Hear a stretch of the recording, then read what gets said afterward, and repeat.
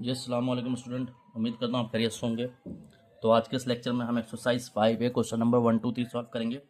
और पहले में तो कह रहा है सेंटीमीटर को मीटर सेंटीमीटर स्क्वायर से मीटर स्क्वायर में करना है, मीटर स्क्वायर से सेंटीमीटर स्क्वायर में करना है। तो इसका रिलेशन पड़ता है, उसको सॉल्व करते हैं। और दूसरा में कह रहा है कि आपको एरिया फॉर रेक्टेंगल मालूम करना है। एरिया ऑफ रेक्टेंगल दिया 259 सेंटीमीटर स्क्वायर, लेंथ दी है, ब्रेथ मालूम करना है, पेरीमीटर मालूम करना है। और तीसरा में कह रहा है कि एक ट्राइंगल हमने रिमूव करा कि स्क्वायर से, आपको इस ट्राइंगल हटाकर इसका एरिया मालूम करना है अंदर का। तो इसको हम सॉल्व कर लेते हैं। स्टूडेंट देख लेते हैं क्या कह रहा है भाई सवाल में। तो डियर स्टूडेंट, जैसा कि आपको पता है कि 1 मीटर में 100 सेंटीमीटर होते हैं। अगर आप 1 मीटर का स्क्वायर कर देंगे तो इसको डबल कर दें, रहेगा 100 और दोबारा 100 और ये होगा सेंटीमीटर स्क्वायर।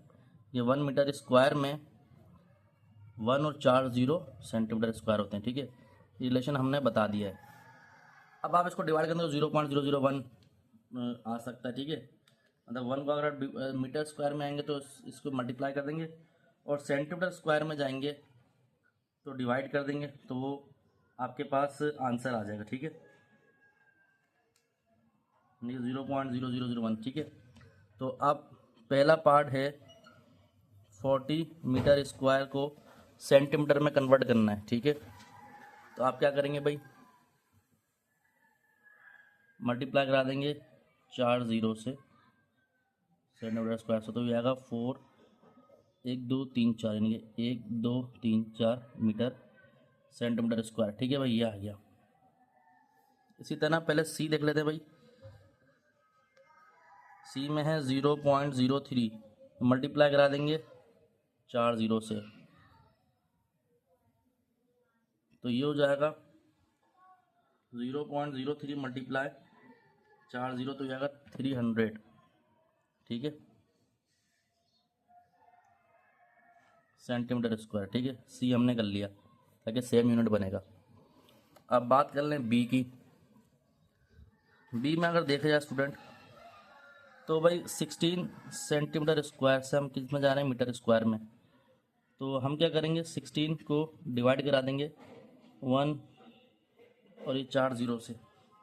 सही है, तो 16 डिवाइडेड बाय 4 0, तो आपके पास जाएगा 0.0016। ठीक है, ये आ जाएगा मीटर स्क्वायर। और डी में, डियर स्टूडेंट, डी में क्या है, 28000 सेंटीमीटर स्क्वायर से मीटर स्क्वायर में जाना है, तो 28000। अगर आप चाहें तो डिवाइड नहीं तो मल्टीप्लाई करा दें, जैसे 28000 को डिवाइड अगर मैं कराऊं तो ये हमारे पास बनेगा 2.8। सही, अगर डिवाइड करा दें उसको 1 और 4 0 से, तो ये हमारे पास कितना आ जाएगा, 2.8 मीटर स्क्वायर। ठीक है भाई, ये हमारे पास आंसर आ गए। यानी कि सेंटीमीटर, यानी कि 1 मीटर जो है आपके पास, ही देख लेंगे 100 सेंटीमीटर के बराबर होता है। अब उसकी स्क्वायरिंग कर दी तो वो हो जाएगा 4 0, यानी कि 1 मीटर स्क्वायर में यूनिट 10 100 1000 सेंटीमीटर स्क्वायर होते हैं, यानी कि 10,000 सेंटीमीटर स्क्वायर होते हैं 1 मीटर स्क्वायर में। तो मीटर स्क्वायर में आना तो मल्टीप्लाई करना है, और सेंटीमीटर स्क्वायर से मीटर में आना तो डिवाइड करना है। ठीक है, तो ये हो गया। तो डियर स्टूडेंट, पहला पार्ट तो हमने कर लिया। अब दूसरा देख लेते हैं भाई। दूसरे में स्टूडेंट आपसे कह रहा है कि आपके पास एक रेक्टेंगल है, उसके डायग्राम रफी बना देता हूँ। सपोज करें रेक्टेंगल है, इसके अंदर का जो एरिया है वो आपको दिया हुआ है 259। कितना दिया हुआ है, 259 सेंटीमीटर स्क्वायर, और इसकी लेंथ दी हुई है 18.5 सेंटीमीटर। आपको उसकी ब्रेथ मालूम करनी है, यानी कि ये चीज़ मालूम करनी है, उसका पैरामीटर मालूम करना है पूरा। ठीक है, तो एरिया ऑफ रेक्टेंगल का फॉर्मूला आपको पता है। एरिया ऑफ रेक्टेंगल बराबर होता है लेंथ मल्टीप्लाई ब्रेथ। तो एरिया दिया हुआ है 259 इज इक्वल टू लेंथ दी हुई 18.5 मल्टीप्लाई बी। ठीक है, तो ये 259 डिवाइडेड बाय 18.5, यानी कि 259 ऐसी रहा अपनी जगह पे, divided by 18.5 is equal to b. तो ब्रेथ हमारे पास आई है कितनी, 14 सेंटीमीटर। ठीक है भाई, ये ब्रेथ आ गई। अब आपको उसका पैरामीटर मालूम करना है। पैरामीटर का formula P is equal to 2L plus b. ठीक है, तो 2 स्टूडेंट ऐसी रहा, P इक्वल टू ऐसी रहा।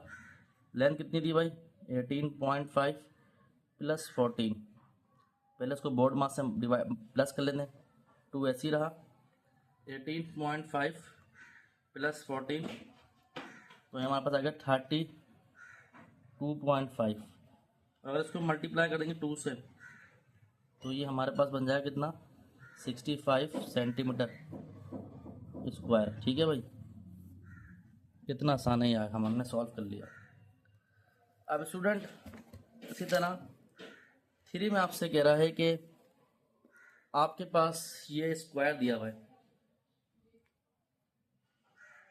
इसमें से आपने एक रेक्टेंगल ट्रायंगल निकाल दिया। ठीक है, तो लेंथ है ब्रेथ है, तो इसका एरिया मालूम करें।